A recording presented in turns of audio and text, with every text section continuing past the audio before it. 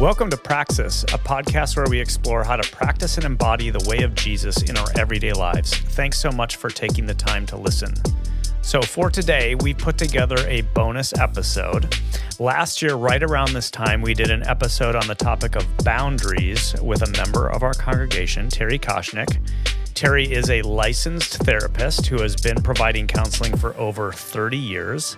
So she's got creds, as the kids would say these days. We had so much fun doing that episode that we've been looking for an excuse to have her back ever since, and that moment has now come. As a pastor, I've noticed that while the holidays are supposed to be a time of joy and celebration, a time of great excitement, for many people, they experience the exact opposite. Instead of an increase in joy and celebration, they experience an increase in grief and sadness. For lots of people, the holidays can be a particularly challenging season. So we want to create some space to talk about why that is and how to navigate it. How do we navigate grief during the holiday season? That's the question. And we've invited Terri to join us as a mental health professional who has extensive experience helping people do this very thing. So our hope and prayer is that this episode would be helpful and instructive for you, whatever burdens you might be carrying with you into this holiday season. Let's get into it.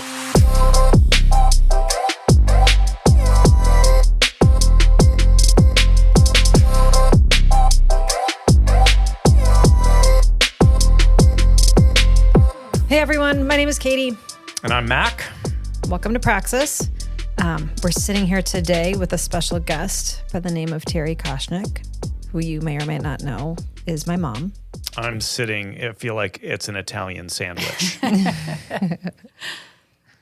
You're both Italian. Yes, we are. And I was trying to think of something quirky to say, but nothing came. Okay. Okay, so this is the second time that we've had her on the podcast to talk about a mental health related topic. So that's fun.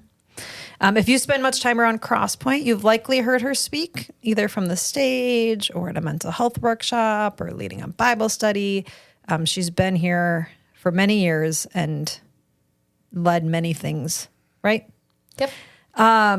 Just recently, she was part of a panel for a sermon dealing on anger in the way of Jesus, how to kind of like reckon with our anger and forgiveness in the way of Jesus. But you may also know she's been a licensed marriage and family therapist for about 30 years. Is that right? Yep. 30 Hard years? to believe. Yeah, 30 years. And she's helped tons of people in that role, tons and tons of people. I hear stories all the time, just kind of living in town here, from people who will just come up to me at the grocery store or whatever and say, "Is your mom Terri?" And then they usually tell me, "Oh, you look so much like her."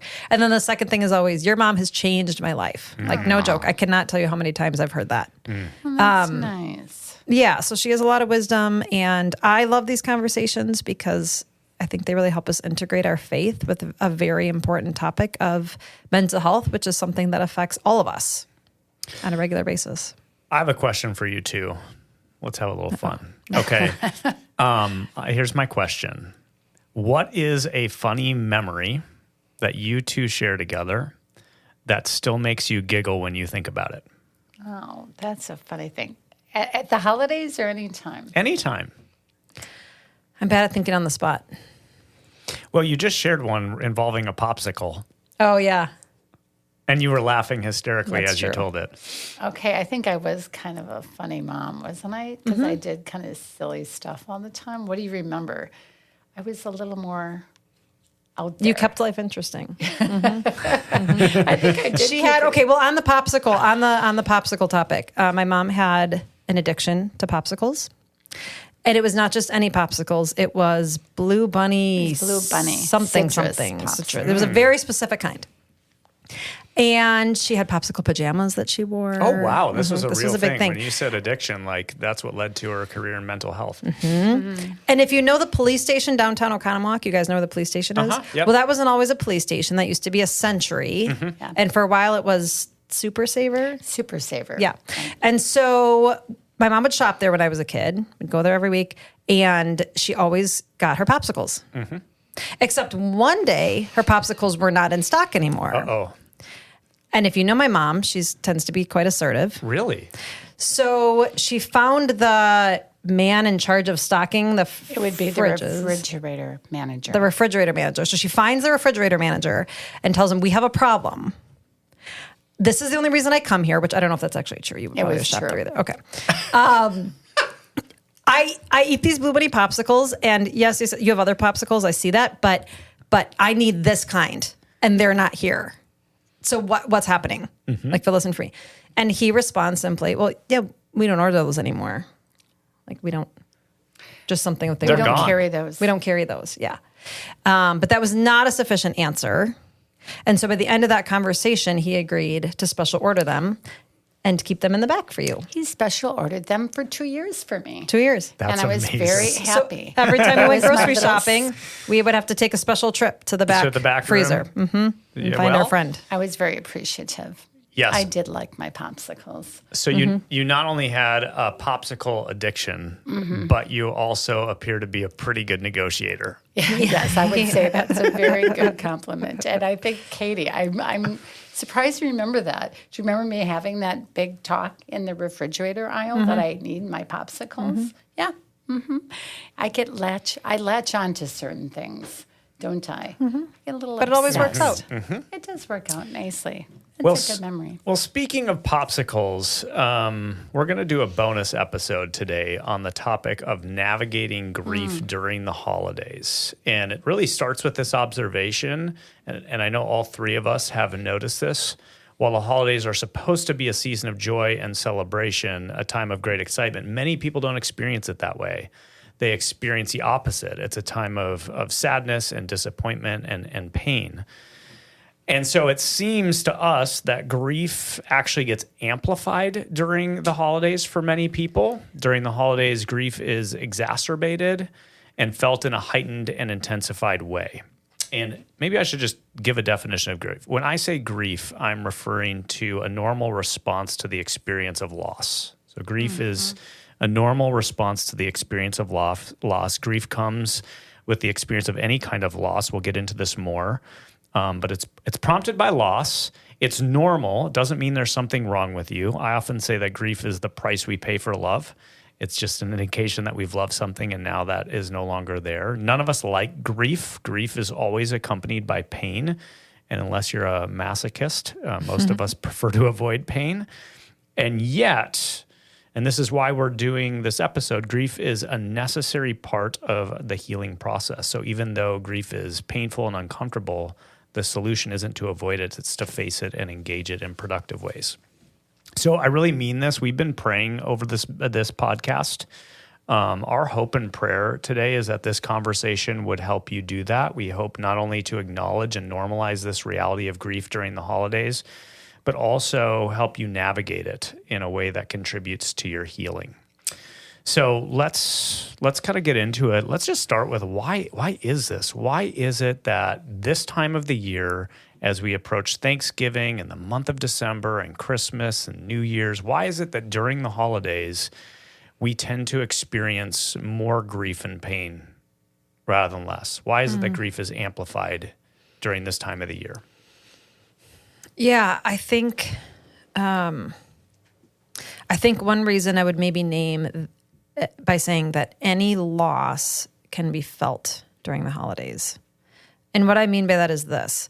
I think this season can be all about joy, right? We talk a lot about joy. We sing about joy. We come together with family and friends. We celebrate. We eat lots of cookies.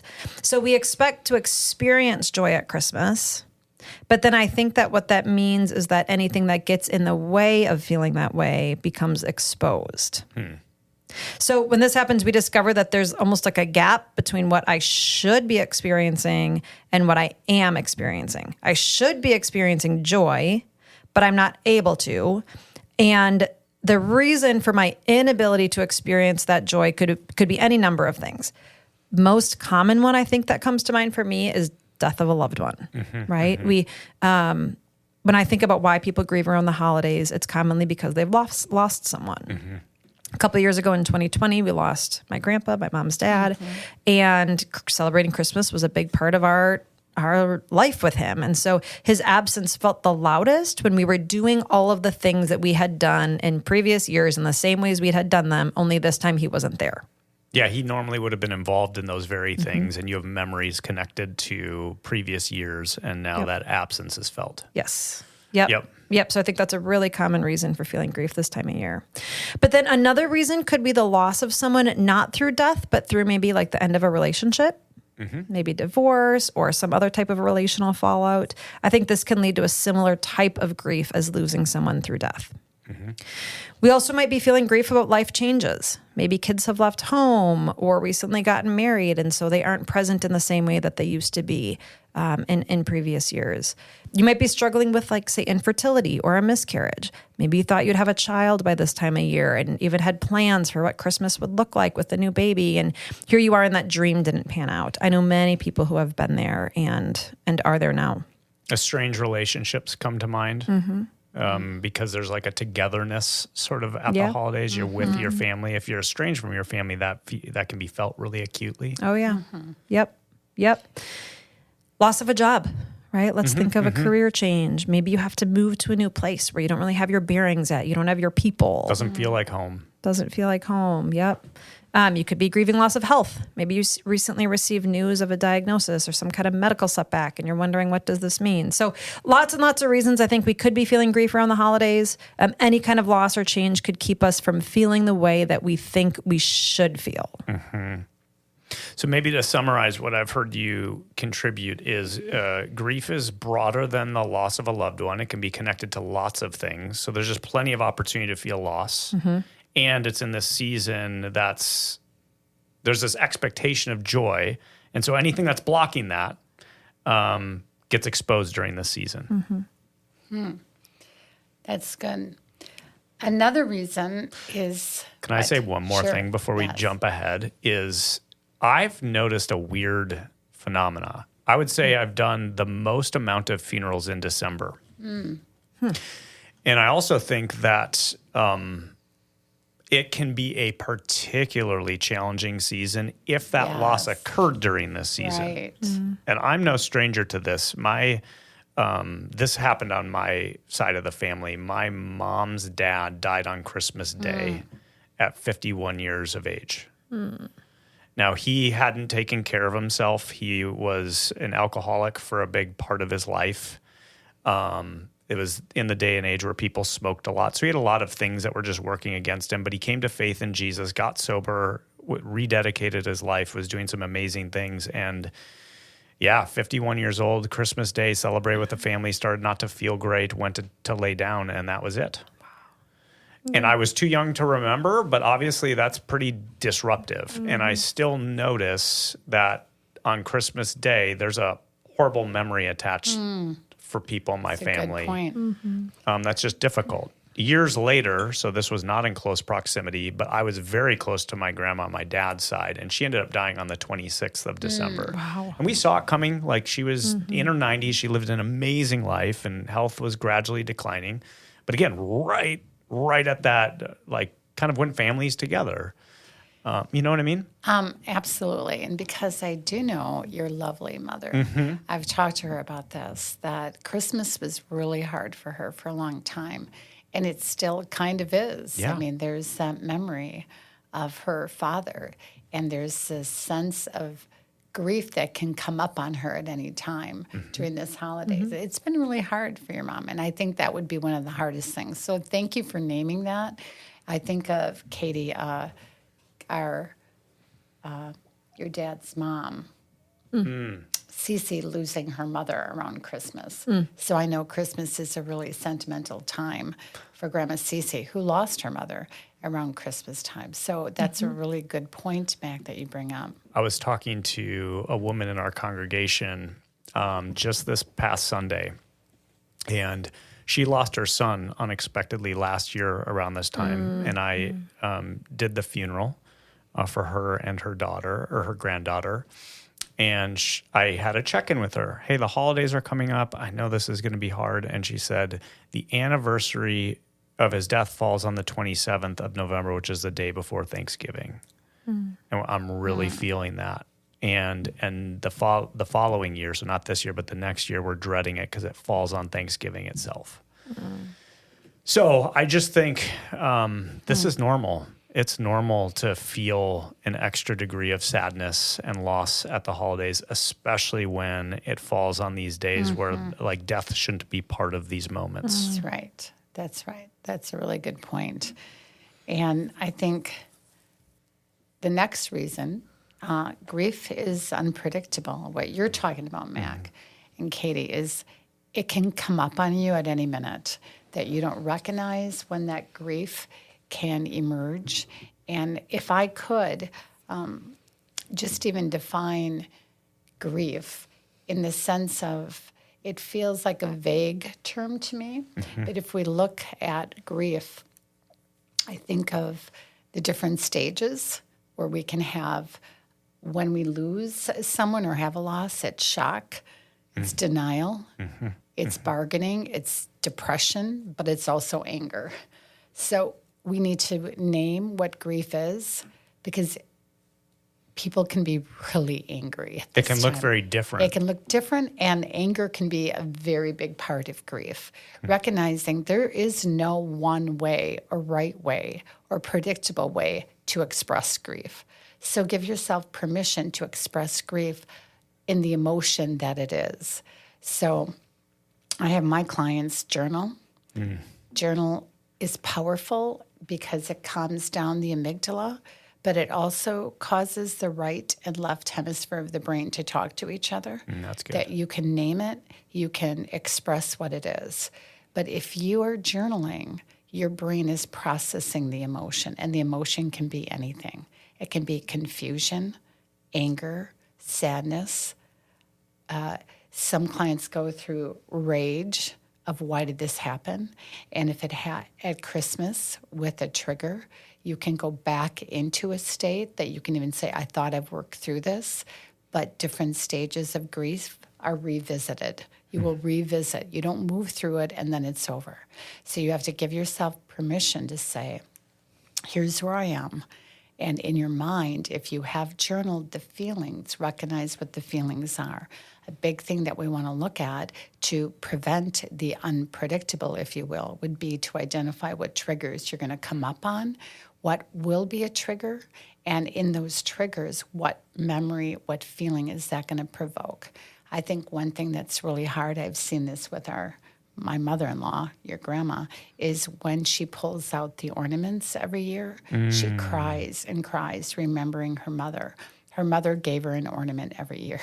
So it's a time for my mother-in-law, pulls out all the ornaments, looks at him and cries, anticipating there's going to be a lot of emotion. She sits with that emotion. She remembers her mother. There are certain ornaments that really trigger that, but she's aware, so she'll sit with that. But she expects it. If you're out there and you're listening and you're thinking, this is going to be such a hard Christmas or Thanksgiving, approach it with journaling, compassion, but also identify what your triggers are going to be. It could be like for my mother-in-law, ornaments. It could be opening presents. Yeah. We have a strong tradition of opening presents. Yep. And then my grandpa, or your grandpa, my dad, would get really funny when he would open presents. So don't you kind of miss him in that experience of opening presents? Yep. Yeah, I think that's really good that it comes in a variety of forms. Grief seems to be non-linear, like it's not this clean process that you can just kind of predictably walk through. It's often way slower than we want it to be, and there's like 2 steps forward, 1 step back, and there's all these different faces that grief can wear, right? From sadness to anger to depression and so on. And then there's these grief attacks, often prompted by a trigger of some kind. And I hear you saying it's good to grow in our awareness of what those triggers are so we're less surprised by them. I also want to say we don't know what those triggers are until we're triggered. So if you're listening to this and you're like, don't feel bad if you're triggered and it caught you off guard. That happens. That happens. And I think we all experience this to a degree. I mean, I know for me, one of my triggers is those of you who have been part of our church, you know that we've had some hard seasons as a church. You know, about 6 years ago, our former lead pastor who had been here for a long time was terminated. And rather than sort of moving on quietly, he started a church right down the road. And that happened all in this time period of moving into the holidays. And that was one of the most painful seasons of my life. It really was. Not only was it tons of job-related stress, but I experienced a lot of relationship loss during that time. There was tons of relational fallout as people were sort of trying to navigate all the rumors and different stories out there and felt like they needed to choose sides. It was a hard season. But to this day, I can be in public and then see someone that I once knew super well, but I'm no longer in relationship with, and that can be a trigger. It feels very unpredictable. When are you going to run into someone? So I've had to do the work to go, okay, well, how do I feel when that happens so that when it happens, I can't control when it happens, but I can now manage my response to it? Because, I mean, one minute you're sipping a vanilla latte with oat milk in it, and next minute you're standing face to face with someone who's like ghosting you with a glare on their face. Like, what do you do with that? Right? And so building our capacity to know what those triggers feel like so we're not swept up in them, but can have some agency in how we respond to them. Yeah. And thinking about that, Mac, right ahead of time, like even journaling and writing, how do I feel when that comes up on me? And how do I want to respond? A lot of this is to prevent the unpredictable, is to say, maybe in journaling or processing with a therapist or talking to a friend, how do I want to respond in that moment? And have a predetermined set of behavior that you're going to do. Here's what I'm going to do. If it's somebody that really I don't want to say, I'm going to give myself permission to walk away. Sure. Or I can go up and speak to them, but kind of like process through it ahead of time so things aren't as unpredictable, because it's so hard when something just hits you. Say more about the value of journaling. You mentioned it I think you mentioned it during the podcast last year, but if someone hasn't listened to that episode, you've named that journaling does something different than, let's say, just talking about it out loud. Can you fill that out for us a little bit? Yeah, right. When you're talking, you're using the prefrontal cortex and analyzing and using verbalizations. When you're writing, you're using a different part of the brain that goes deeper into the subconscious and connects to the feelings on a much, much deeper level. It's extremely healing, and it's powerful. It calms down the amygdala. It calms down certain aspects of the brain, but it helps the brain process the feelings. So I would recommend, if you have a loss, to really journal and journal. And what do you journal? Journal your feelings, journal your experiences. Your brain's going to heal by you processing those feelings. And because grief can be isolating and you can feel alone, journaling helps you connect to what those feelings are. You can talk to God. You can journal to God. You can journal to God. And God does hear your journaling. Yeah. Right? It's almost like when you say that your brain needs to heal, then I think about the Psalms and how, like, basically we're getting, I mean, David wrote the vast majority of them. That's like David's journal. Yeah. Oh, you know what I mean? Right. I just made that connection when you said that. That is him journaling. The Psalms are his journal of lament, right? He's journaling and lamenting the pain. And I think that God must have allowed that because that's a really healthy model of how we're supposed to do it. I think so. So if you're listening to this and journaling isn't part of your practice, get a moleskin journal. That's what I use. If you can afford it. Yeah, that's true. They're the fancy ones. But give it a shot because there is some healing that God might be inviting you into through this simple practice. It's powerful to bring God into it. Journal to God. Bring him into it. Maybe God will give you a psalm or a prayer and you can just journal. What's important is you don't do this in a perfectionistic way. It's just kind of let your brain go. We're not going to care about the grammar or the spelling. We're just going to let your brain process what it needs to process. Be very gentle and loving and bring God into it. It's so healing. So don't let Katie read your journal entries because I was thinking the same thing about you. Punctuation and grammar. Oh, that is funny. You too. Literally. All right, let me share a third reason why the holidays might be particularly challenging, and it's because I'll use we language. We suck at knowing how to be with people in grief. Adam, can you bleep that out? Oh. Just kidding. You said the words. I haven't always been good at this, so there's a growing curve for me. I remember when I was first married, if Josie would start crying, I was so uncomfortable with that.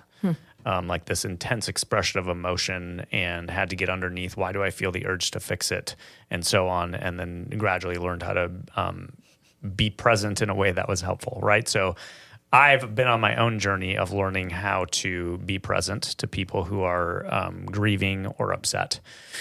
But I've also experienced the crummy care of others in my own pain. So I remember when my son Griffin was born. Griffin has Down syndrome. We did not know ahead of time that he had that diagnosis. We found out after he was born. And of course, that was a lot to absorb. We were sort of reeling from that news. And afterwards, news started to spread that we had a child with special needs, and had people come up and interact with that. And what I've discovered is when people hear about a loss and then they feel the need to interact with it, oftentimes their ways of trying to say or do helpful things are less than helpful. I remember on one particular occasion, someone said, God gives special kids like Griffin to special parents like you. And the person was well-intended, but I remember being really ticked off instantly because I thought to myself, well, first of all, you're assuming way too much about God's agency that I don't agree with, that God is dishing out disabilities in the first place. And then second of all, you're asking me to interpret his special needs as an indication of how special I am, which feels really narcissistic. And it's just an example of like a well-intentioned comment that lands with the person in ways that are anything but helpful. And I think that this is a common pattern. As I've walked alongside people who are experiencing pain or loss or grief or in a challenging season, oftentimes it's become one of my defaults now to pray protection over them from other people's unhelpful but well-intended and hurtful comments. We even see this in Job. Like Job's friends, when Job loses everything, they sit silently, which they were obligated to do for 7 days. But then the moment they get to open their mouths, what do? They pontificate and accuse Job of, you must have deserved this for some reason. Just repent, just confess, repent, and things will return back to normal. So the moment they open their mouths, you see them relating to Job in ways that are actually hurtful and harmful. What would you guys add to that? Do you notice that too? How does that connect during the holidays? I think that people try really hard to be there, obviously, but I guess what I would say is people either try to over-spiritualize it, and that's not very helpful to bring in scripture if that's not the place that the person needs to be, or they tend to intellectualize it, which really is usually not helpful either. And what we want to do is just sit with the emotion of it. Just sit with the emotion of it so we can over-spiritualize. Over-rationalize. Over-rationalize. Rationalize. And what you got is some bad theology with the spiritual, so that was really hard. But people try to intellectualize. Well, here's how I think maybe you should handle this loss, and try to fix it, intellectualize it. When you said you had a hard time when Josie was sad, sitting with that. Men tend to, the first thing they want to do is to fix it. They want to do something, so they tend to intellectualize it, and they tend to think, how can I fix this? Well, that's the last thing people in grief need. They don't need fixing. And you can't actually do it. You know what I mean? From a rational perspective. It brings up, as you're talking right now, it brings up a thought that I'm having, that your pain, when you're sitting with somebody or notice that they're in pain, it actually activates something in you. And whatever it activates, right, whatever it activates in you, it's going to be your pain coming up that you're so uncomfortable, you want them to come out of their pain right now. Yeah. Stop it, and here's how I want you to stop it. It's going to actualize your pain. And that makes so much sense, because oftentimes when people do say something, I've noticed it's like, well, you're saying that more for yourself than the other person. Right. Exactly. You know? Right. The reason we can't sit with people in their pain is because we don't like to sit in our own pain. Yeah. Right? And I think if we don't have reps in sitting in our own pain, if we don't have reps journaling, sitting with God, feeling our grief and sadness, like if we can't do that with ourselves, I think it's really, really hard, if not impossible, to do that for someone else. I think that's really spot on. I think those categories are really good too, that we can sort of rationalize it away. I would maybe, as a subcategory of rationalize in a way, say theologize. It is not the time to offer positive cliches and pleasant platitudes. It's not the time to like spiritualize it. It's not the time to rationalize it. It's also not the time to do theology. It's the time to be present with people and specifically to their emotional state. And I think to add to that, know your comfort level with that pain. If you're really uncomfortable and something's happening within you, just sit with your own pain. Let's not speak out of that pain if we're just trying to get them out of theirs, okay? Know if you're in pain and you're uncomfortable and sit with that and not say anything or just try not to do. Let's say this, become aware of what your default is when someone's in pain. Yeah. Know what your default is. All right, I have a question for you, Terri, while you're here. I read a book about being present to people in their grief. And one of the things this book talked about is some of the primary ways people cope with their grief. The author named 3 ways. The first is they go off the rails to numb their pain, drinking, whatever, like have fun, they kind of do a lot of things that are maybe destructive a little bit. Other one is they isolate, they withdraw from everybody they know and just kind of isolate. And then the third one is they begin to perform. So this is kind of my default when I'm grieving is I look at all my commitments and I do them even better. And it's actually a way to feel more control and process my grief. That last one is actually the most challenging because people appear like they're doing so well when in fact they're not. But my question is, how do you relate to someone who is grieving, but they're grieving in an unhealthy way? It's a good question. And the thought that I have is it really depends what kind of relationship you have with them. If it's someone that you are going to come in contact with at church, just and you don't know them really well, that's going to look different than if you're really close to them.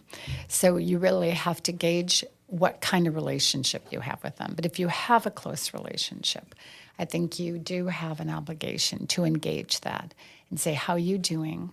I'm recognizing that you've been drinking more or you've been isolating. If you're isolating, could I just come over for a little bit? Or could we have coffee maybe once a week?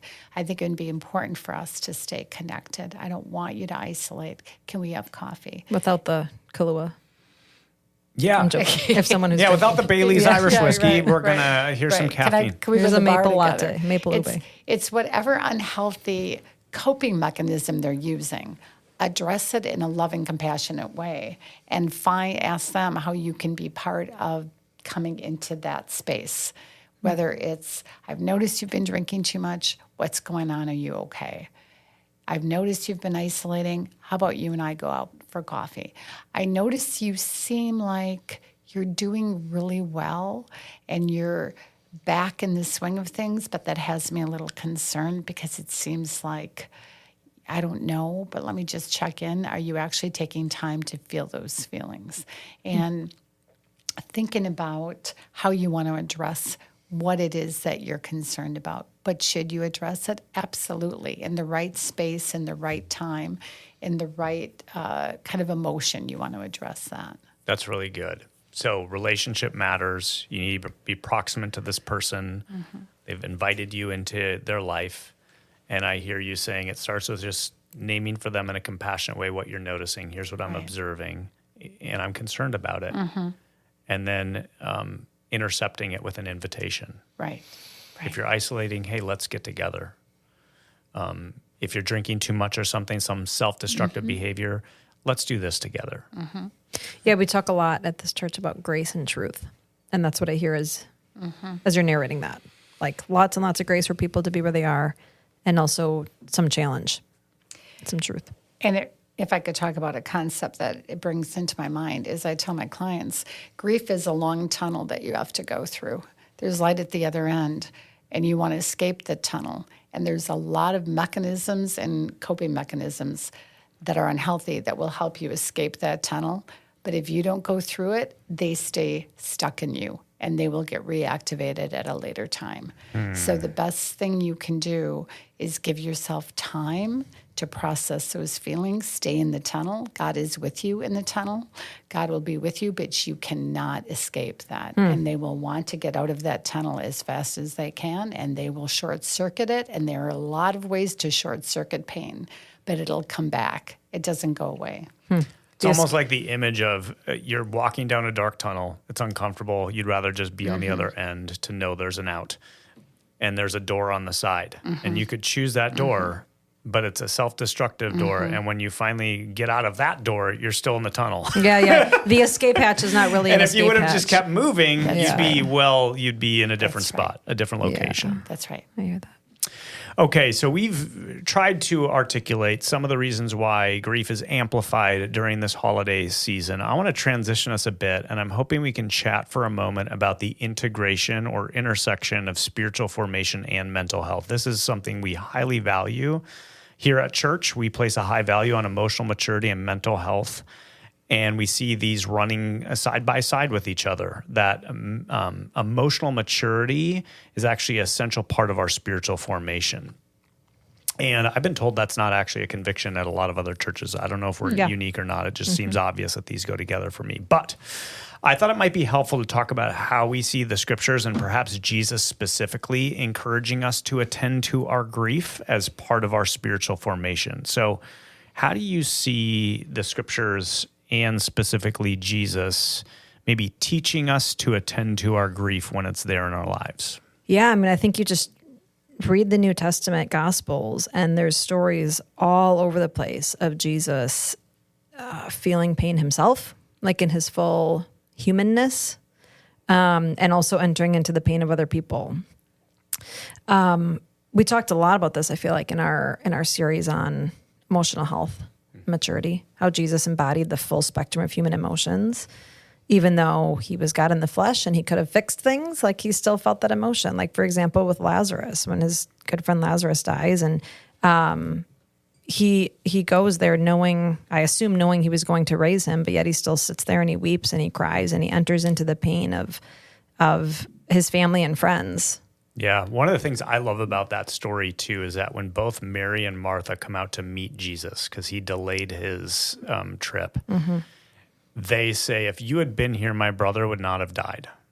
And I often say that's not an affirmation of faith, that's an accusation. I imagine as I put myself in that story, they're like, where were you? If you had been here, he wouldn't be in the grave right now. And Jesus doesn't get defensive. And I point to that to go, when you're upset, you named, Terri, that one of the faces that grief can wear is anger.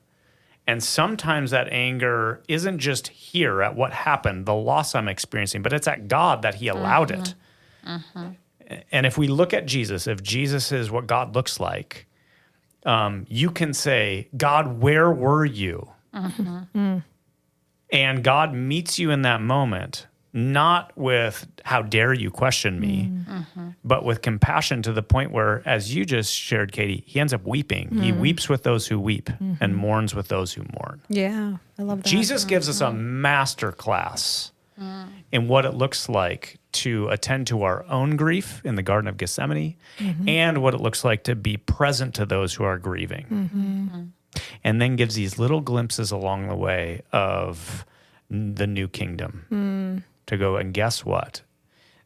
Grief doesn't get the last word. I do. I love that. I love that. And with Mary and Martha, they were probably really angry. Part of their grief process, they were angry. And you bring up a good point. Sometimes we look for other people to blame. Yes. Right? Like we want to blame somebody. In this case, it was Jesus. If you would have been here, this wouldn't have happened. But I love that he wept. I love that expression, knowing he could raise him from the dead and would, and he still wept in that experience of pain. And I use that because do you think, Mac, that sometimes people think if you are a strong Christian and know God, that you shouldn't feel sad or shouldn't feel those feelings? Yes, I do encounter that theology sometimes. And I think it's with people who put a premium on the New Testament, that in light of Jesus's victory, there's no, where is the sting, that kind of a thing. And I want to say, yes, that's the future that we're still awaiting, right? We're still living in a broken and fallen world. We can't just throw out, we talked about lament psalms before. Those are there for a reason. It's David's diary of here's the pain I'm experiencing in life, and I'm bringing that. I've noticed that pain. I'm naming that pain. I'm sitting with that pain, and I'm bringing it to God in a posture of faith and trust. And that is the largest. There's many different types of psalms in the Old Testament. You have thanksgiving psalms, praise psalms, but actually the largest category are laments. There are, I looked it up, there's 150 psalms altogether, and about a third of them are lament psalms. 42 of them are individual laments. And then what I think is really interesting is that 16 of them are communal laments. So there's also times when we might be experiencing collective grief that we all have a connection to. And what does it look like for us as a community to come together and go, we're all feeling loss. How can we write our pain out, journal it out, and create space to confess that to one another and to God, and then orient with a posture of trust that God can heal us and that God's present to us and that this won't have the final word. So there's a place to feel, and then there's a place to remind ourselves that God is there with us in that. So a spiritual connection to it through God is with us, but we have a right and we have permission to still feel what we feel, even if it's still really anger at God. He can handle that. God can handle that. God can handle that. One other thing I thought of when it comes to the integration of Scripture and grief is that practice I alluded to earlier with Job's friends, sitting Shiva. Shiva is the number 7 in Hebrew. And so it's this practice of when someone experienced a death, for the first 7 days, they would actually sit in silence and mourn. It was a way of honoring that person who had passed and honoring the loss that they were feeling themselves. So that's why you see Job's friends. They're obligated to do that, but it was a wise obligation, a way of honoring their grief. And so they sat in silence for 7 days. And you see this show up in other places. When Jacob dies in Genesis 50, his family sits in silence for 7 days, mourning the loss. When Moses and Aaron died, because they were so significant, such significant leaders, they did it for 30 days. But it's just to go, man, the Jewish people had an insight there that I think is really significant. They actually had a way, a mechanism, a practice for acknowledging and honoring the loss of a loved one and the grief that comes with that. Yeah. Yeah, we certainly don't do that in our fast-paced culture. Not well enough. Yeah. I mean, I can't even imagine sitting silent for 7 days. I can't imagine you doing that either. Or 7 minutes. Or 7 minutes. All right, let's speak into the lives of our listeners who might be going through grief in an intensified way this year. What would you say to those who are experiencing grief like this holiday season? They're about to enter this season. They may already be feeling it. What would you say to them? I would say, again, journal, kind of get connected to your feelings and give yourself permission to ask yourself, what do I want to do?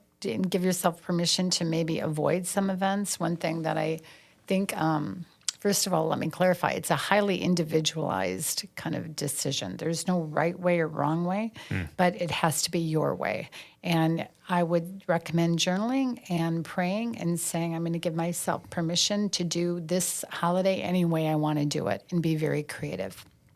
One thing that I tell my clients is if you're going to go to an event, a holiday event gathering, have an exit strategy. That if you start getting overwhelmed and sad, whatever the emotion is, you have an exit strategy to say, hey, I'm not doing okay, whatever phraseology you want to use, but have that phraseology kind of planted in your head ahead of time, but you have an exit strategy. I'm going to leave now. Okay. And even if you come to a party and say, hey, I'm just stopping in, I'm here for a short time, I just wanted to say hi. People expect you'll be there. You can stay if you want to, but it gives you a reason to leave.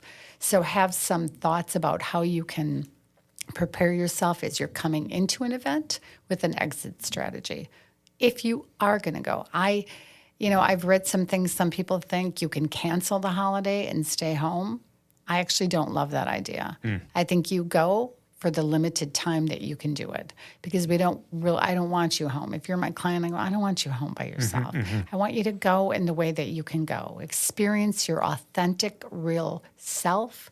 Give yourself permission to leave. Figure out how you can do it and what works for you, but try to manage a little bit. Isolation is just not where I great. like people. I don't love that. That's great. I hear that as a really empowering word.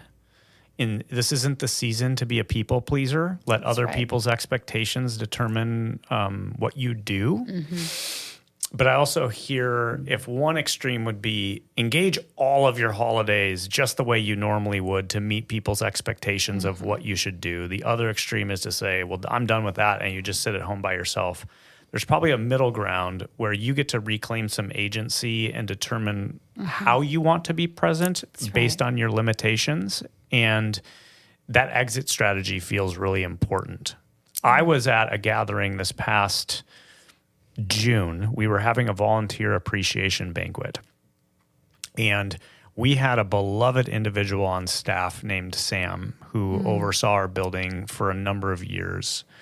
And he had a variety of health issues, and he passed actually in December. It was just before Christmas a couple years ago. And I was very close to Sam. I was there with him during his decline, got very close to his wife when he passed away, just a beautiful woman. And we had a team of trustees after his death step up. And so we didn't rehire that position. A team of volunteers said, we got it. And during our volunteer appreciation banquet, this past June, we honored those trustees. And in the process, we talked about Sam. And his wife was overwhelmed. She had a grief spasm, understandably so. And I was so proud of her because she got up, and we were at a different venue. We weren't here at church. And she just departed. And she just sat in her pain for a little bit. And I went out there, and Deb went out, another person on staff, and we just put our arm around her. And she just acknowledged, it's hitting me right now. Good for her. And I was so proud of her. And like, it's yes. so good. And what I love about that is it's okay to think about that ahead of time. If I'm going to go to an event that I think I might be okay, but I'm not sure, how am I going to handle that? And what is my exit strategy? I have to sit in that pain, but it's okay for me to leave. And what you're saying, Mac, is just give yourself permission that there is no right way. You can do it anyway. Do it your way, whatever works for you. If you have a thought, cognition, everybody that knows I like to talk about cognitions. If you have a cognition, I should, I must be able to, why can't I? Why can't I? Get that out of your head. Don't should on yourself. That's. Did he just say that, Katie? He says that often. Did he say that? Okay. It's a common phrase around. He says that, yeah.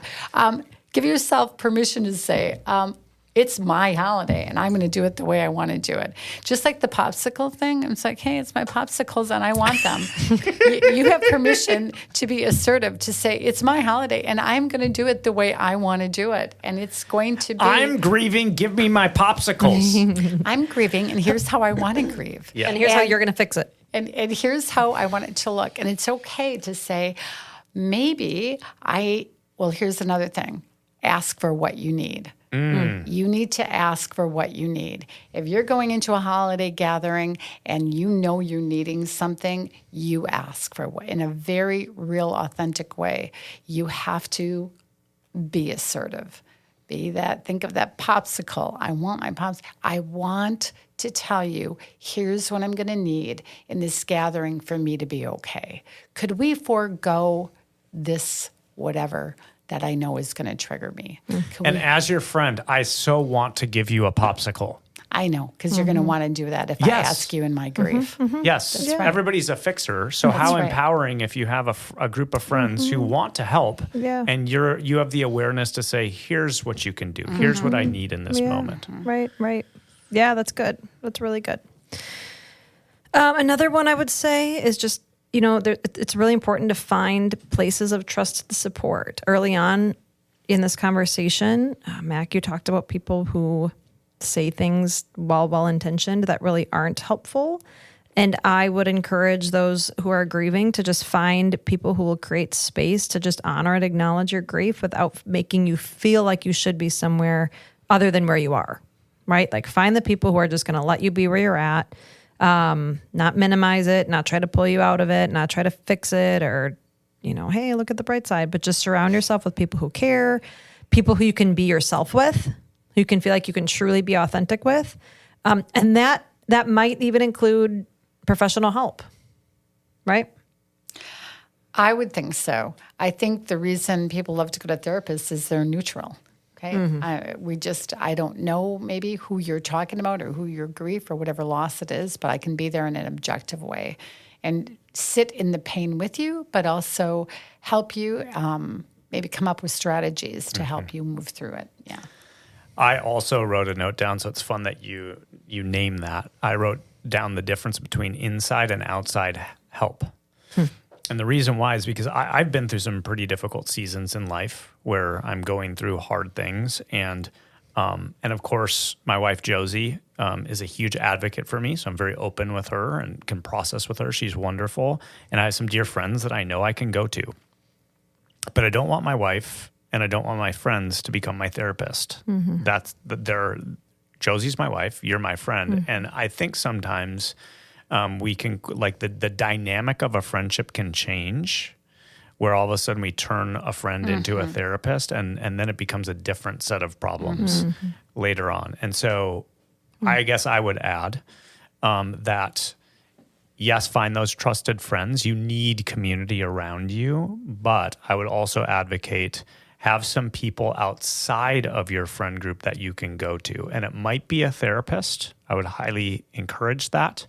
I also have a group of friends outside of my context that I know I can call. They're on speed dial. And because they're not in it with me day and day, like that's different. It just feels different. So have some inside support, also have some outside support. And if I could add to that, research supports that one of the best support-based systems is a support group. So a group of people that you can find going through the same thing. It doesn't have to be the exact same loss, but this same thing, like the death of a spouse or Some whatever. type of loss. Sure. Some kind of loss. The brain responds really well in recognizing that someone else gets where you're at. Not just a therapist that says, yeah, I understand because I am not in that place that they are, but someone that it's actually going through that experience at the same time. They're on the inside of your experience. They're on the inside and outside of the experience. So you have a counseling support group, but they're on the inside and outside at the same time. Yep. You're building community and you're building connections of people that get it, but they have the support there for you. I was checking in on someone in our church who lost a loved one during the holidays a couple years ago. This was maybe a few months ago. I just said, "How are you doing?" And the individual said, "I'm finally seeing a therapist, and it's been so helpful, and I wish I would have done it sooner." So I just say that to say, if you're listening and you're kind of sitting on the fence, and maybe you've been dragging your feet a little bit. And I know not every therapist is created equal, but there are a lot of good therapists out there. And if you need help finding one, please reach out to us. We'd love to get you connected and help you find the support you need for this holiday season. You know? Yeah. Maybe a final thing I'll say, and this has been building on everything we've been talking about, but a third thing to do during this holiday season is just to be kind to yourself while you embrace the suck. If you're in a season of grief right now, this may be, I think, the most important contribution I think I could make, which is just to be where you are and be kind to yourself along the way. Grief really stinks. It's not fun. You didn't choose it. It chooses you. It's super disruptive.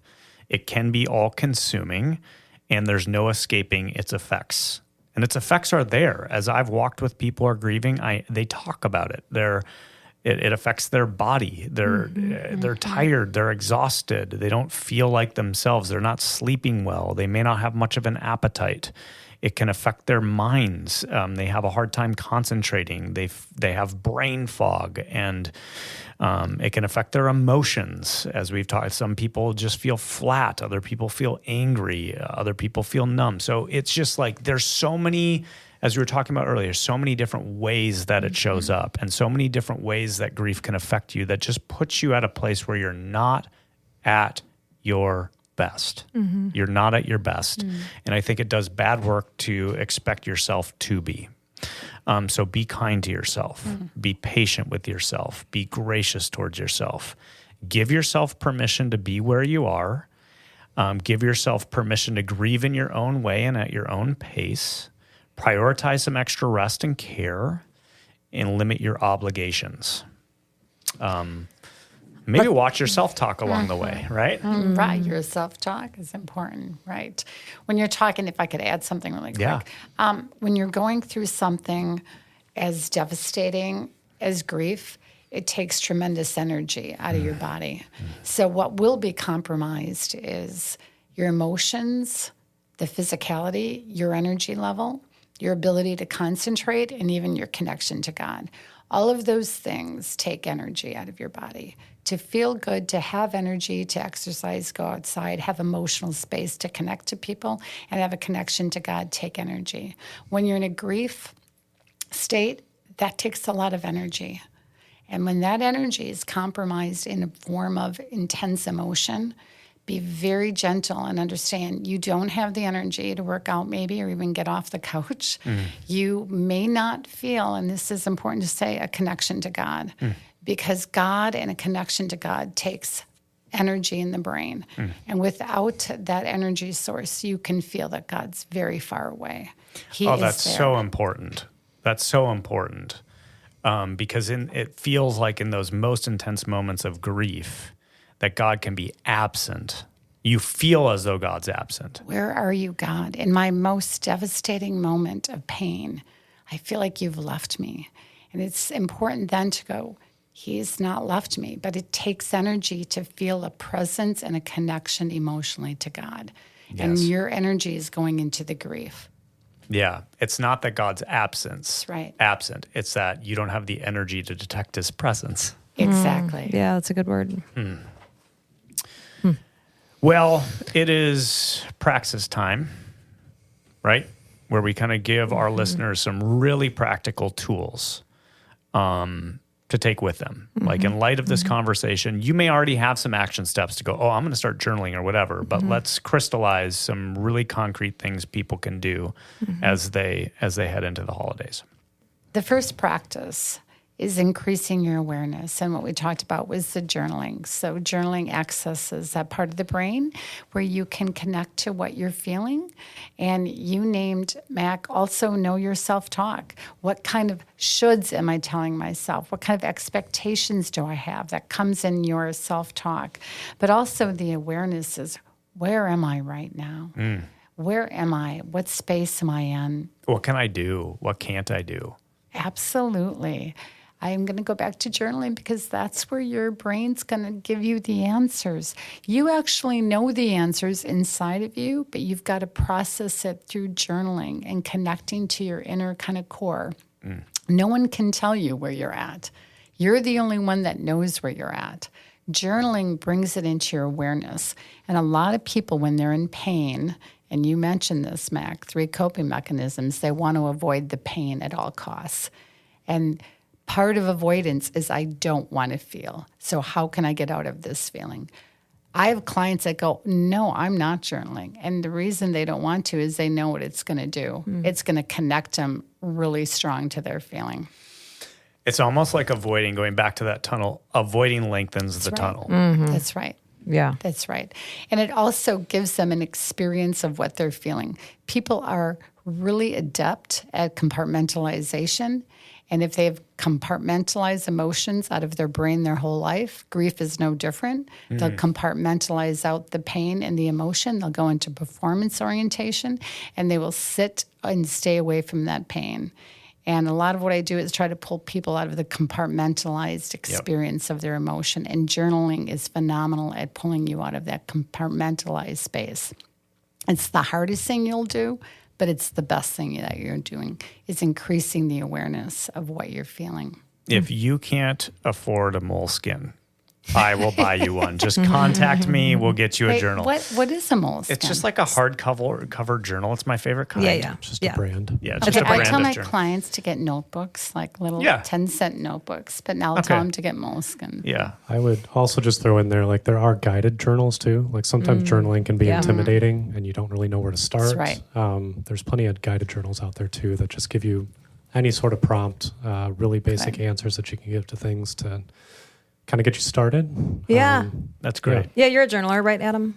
I go through seasons. Okay. Yeah, Yeah. same. I love Good. journaling. Yeah, another practice might just be to practice compassion. If you're someone who's going through pain and grief right now, be sure you're compassionate to yourself. And if you're listening to this and you're not in a season of grief, I would encourage you to practice compassion for other people. I think the Christmas season can be difficult because it's really busy. There's so many things for us to plan for and places for us to be, and there's gifts to buy and blah, blah, blah. And if we're not careful, our attention can become completely consumed by stuff that's like right in front of us, making sure And we we have miss those people that are grieving. exactly Right. Yeah, we can miss seeing those around us and what they're dealing with. And so we really want to keep our eyes open to the grief of those around us. And I think that can be extra hard in this season. That's such a good word. Yeah. Be interruptible. Right? You get what I'm saying? Be interruptible, because absolutely. so many of the most profound moments we get to hear about in the Gospels are when Jesus is on his way. He's on his way to one place, and then Yeah. someone Yeah. who it would be really right. easy to just walk past. The woman who's been bleeding for 12 years. Yeah. Yeah. He's like rushing to save this 12-year-old girl from death, and all of a sudden this other person touches the hem and he stops. Let me say, Katie knows this. I'm good at being interruptible. I'm not the best at being intentional. Okay, so I have a really good friend who has lost her husband. And I'm trying to walk with her in this season of grief. But my struggle is to be intentional on making that time. I'm good at just, if someone, I'm right there in the moment with whoever needs me so I can be interrupted. But I have a struggle with, I have to be intentional. So my intentionality is I need to meet with her at least once a week and connect with her. And once I say that, and what you're talking about, Katie, is a compassion and being there for someone, is make a plan. Say, hey, I've noticed that, I just haven't been the best at connecting. How about if we meet every Friday at 10:30, and then I make a plan of I'm busy then, but intentionality. thanks for the invite.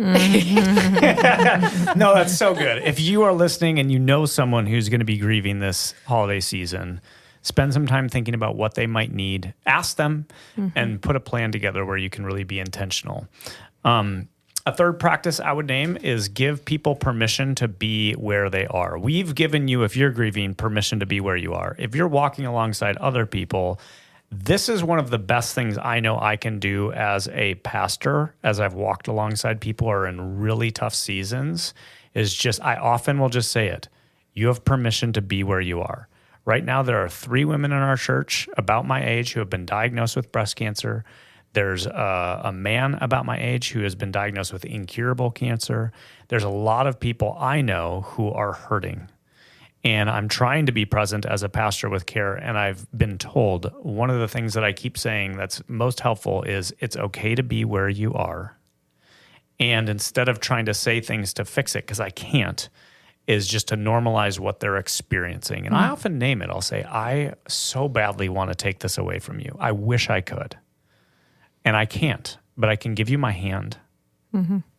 I can be present, So again, don't try to change it or fix it because most of the time you can't.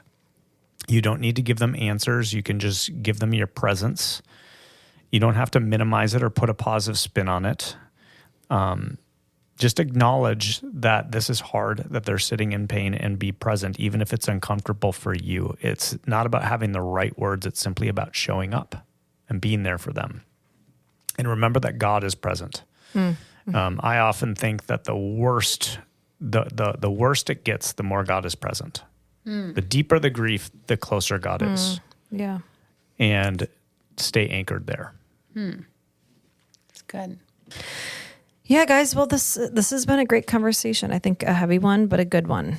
For those of you who are anticipating or experiencing grief as we head into the holiday season, I hope you heard us give you permission to be where you are.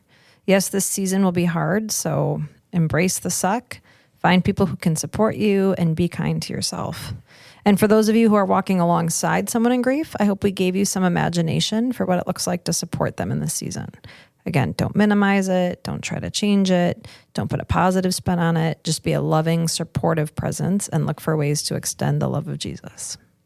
Next time, we're hoping to close out our series on the great de-churching by talking about how to engage or relate to those who have de-churched. And spoiler alert, it's not through pressure tactics, but relational presence. So see you next time.